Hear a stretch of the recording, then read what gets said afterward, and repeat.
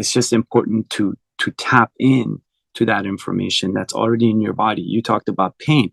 When I'm in class, I'm like, I hate that. Or let me rephrase. I don't like to say hate. I just don't like how most people, yeah, no pain, no gain. It's not about the pain. The pain. This is a gazillion year language that's been in the system to tell you, hey, because something's about to happen to you, right? Burning, same thing. I mean, then if we didn't have sensation, none of us would have limbs. As a kid, you cut your hand, you burn your hand. So the pain is important part of the language in our life to know where things are, where we can set things. So it's important to be in touch with that, and just be in touch with the information. Just sense it, if anything, to just make yourself more sensitive. And I think sometimes men think, oh, if you're sensitive, you're not a man. The more sensitive you are, I think the more a man you are. The more sensitive you are, the more of a woman you are. So I think heightening your sensitivity is important. And again, this conversation will go back in a circle. If you're practicing your yoga, you're eating well, your sensitivity of your food goes higher because the change. When you're moving your body, the sensitivity in your body goes higher.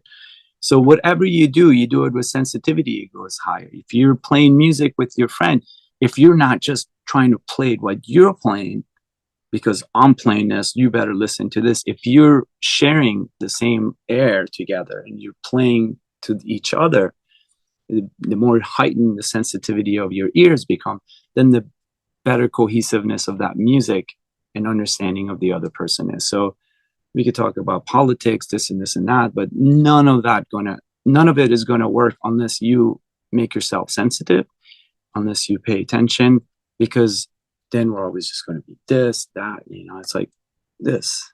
Let's start it from here. I'm responsible for all my actions and the reverberations that I create from here forward. I mean, this world represents me, you. It's not me and you could say, oh, well, we're special. We have this conversation. We have a podcast together. We eat organic weekly. But no, because we have the same issues that's outside here. This is all me, you, and everybody else. This is a representation of our consciousness. And this is the state of the world.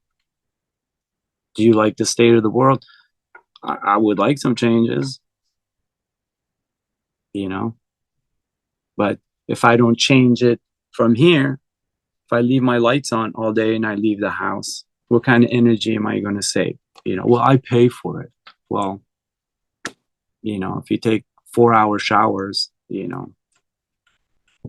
are you helping the environment? Oh, well, this, I pay for it, or it's, so we all think it starts from out there, but it doesn't. It literally, everything starts from immediate here. So did we go off topic?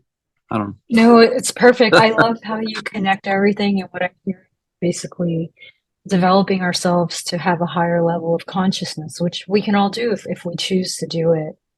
And You this have to personal choose. responsibility. It is. Yeah. It literally is. And then what else do you, and then I don't know, what other interest would you like to have besides really, like, you know what I mean? But it's easier to point fingers at everybody else and not me because I don't want to be honest with myself. It hurts. Right? Right? It's easier Yeah, to blame them for all my problems. of But course. no, I mean, that's it. I mean, it's really turning it around. And I know I'm being facetious here about it. It's easier to work on ourselves because that's the only person that we can control. Everybody out there, they're free moral agents. We have to just pay attention to ourselves and lead by example versus expecting somebody else to change if we're not even willing to do the same changes. Yeah, that's it.